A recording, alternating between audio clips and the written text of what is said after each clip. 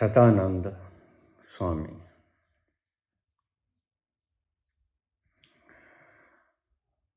बाबा, आपने कहा कि मोक्ष द्वार राजनीतिक चैनल भी बनेगा और मोक्ष द्वार आध्यात्मिक चैनल भी बनेगा। हमें आपकी बातों पर पूरा भरोसा है, क्योंकि हम आपके चमत्कारों को देख चुके हैं। मेरा पुत्र कैंसर से ग्रस्त था। सभी डॉक्टर्स ने जवाब दे दिया था। हॉस्पिटल से ले आए थे। मैंने आपसे दीक्षा ले रखी थी। आपने मुझे उसका नाम का एक सिक्का दिया कि इसके माथे पर रख दो, और वह बच्चा 1.5 महीने के बाद आज बिल्कुल स्वस्थ है। उसका कैंसर गायब हो गया। मैंने आपका चमत्कार साक्षात्कार देखा है।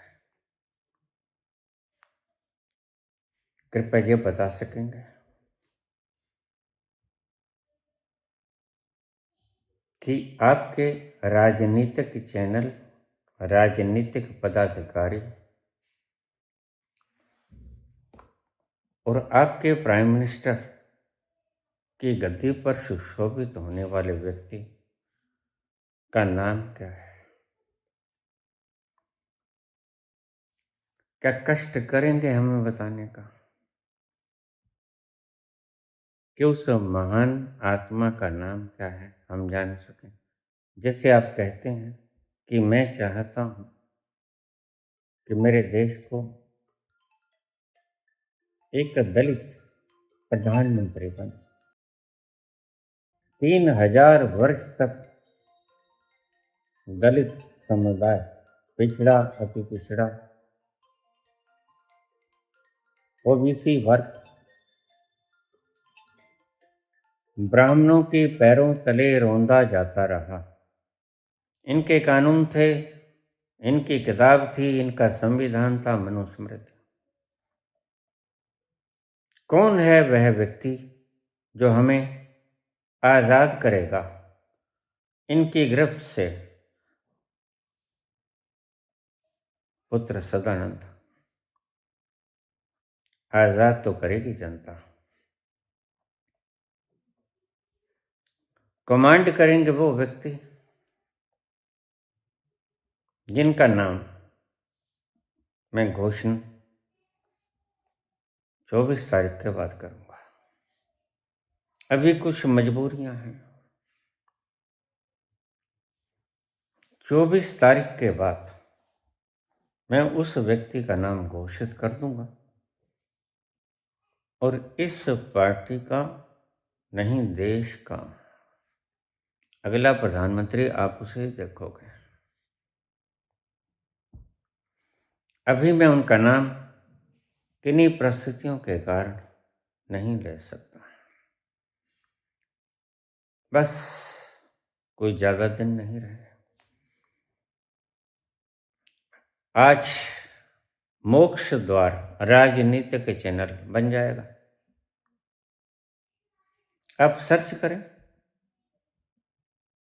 जो व्यक्ति देश को खुशहाल देखना चाहता है,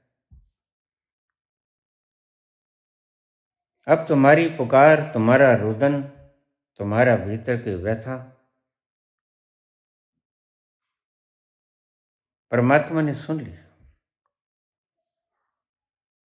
शिव ने मेरे भीतर वो करुणा उत्पन्न की। मर तो जाना ही था।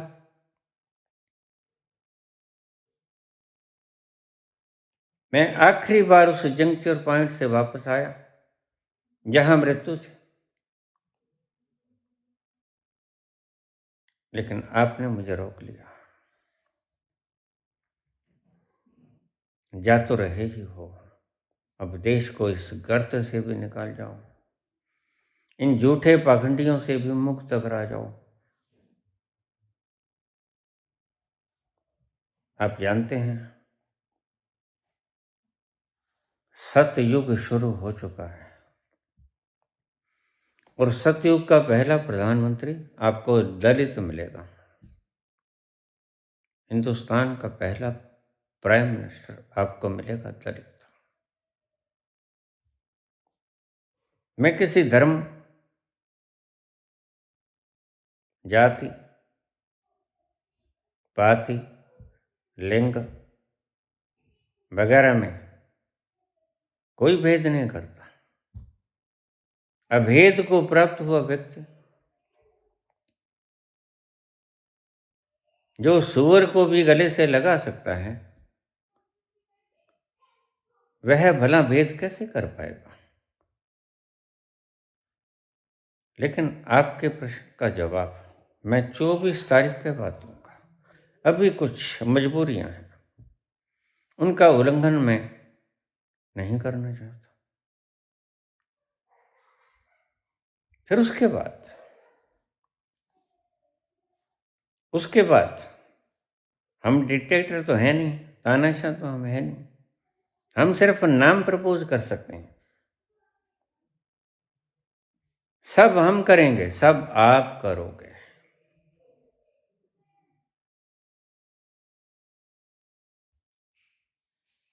उस व्यक्ति को मैंने सब तरफ से जांच लिया है। मेरे मार्गदर्शक शिव ने उसके नाम पर स्टैंप लगा दिया। उसका नाम घोषित अभी नहीं कर सकता, इसके लिए मैं क्षमा याचना करता हूं। 24 के बाद सार्वजनिक रूप से मैं उसे उद्घोषित कर दूंगा।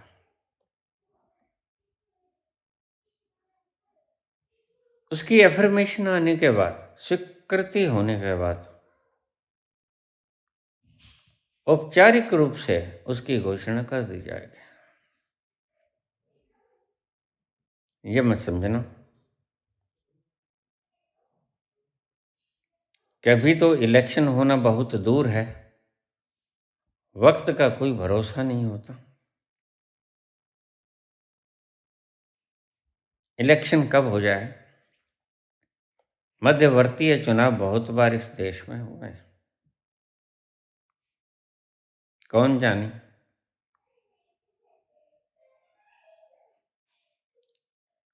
कब मोड़ आ जाए वो सुनहरा,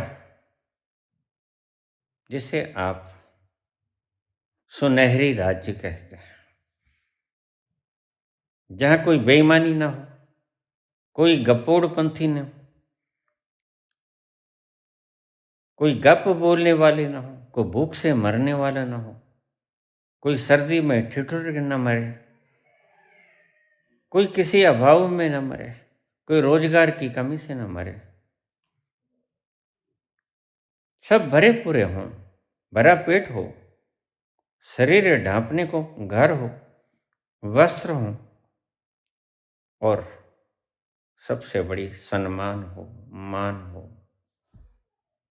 बराबरी का भाव हो सब में। ये वक्त शीघ्र ही आएगा। पुत्र सदानंद, तुम चिंता को त्याग दो। अब क्योंकि मैं मर ही चुका हूं और उस छोटे बच्चे ने मेरे जीवन की धारा को मोड़ दिया है, तो फिर ठीक, जब मरना ही है तो मैं स्पष्ट देख रहा हूं, देश कीचड़ में धंस गया है और कुछ मूर्ख व्यक्तियों ने इस कीचड़ में सारी जनता को संगम डुबो दिया है। जिसको तुम ऐश कहते हो, ऐश वो है तो नहीं, लेकिन वो ऐश करते हैं और आप कुटते चले जाते हो। चिंता को त्याग दो, सुनहरी दिन आ गए, आएंगे नहीं, आ गए, अच्छे दिन आएंगे। ये मैं वायदा नहीं करता, मैं कहता हूं अच्छे दिन आ गए। धन्यवाद।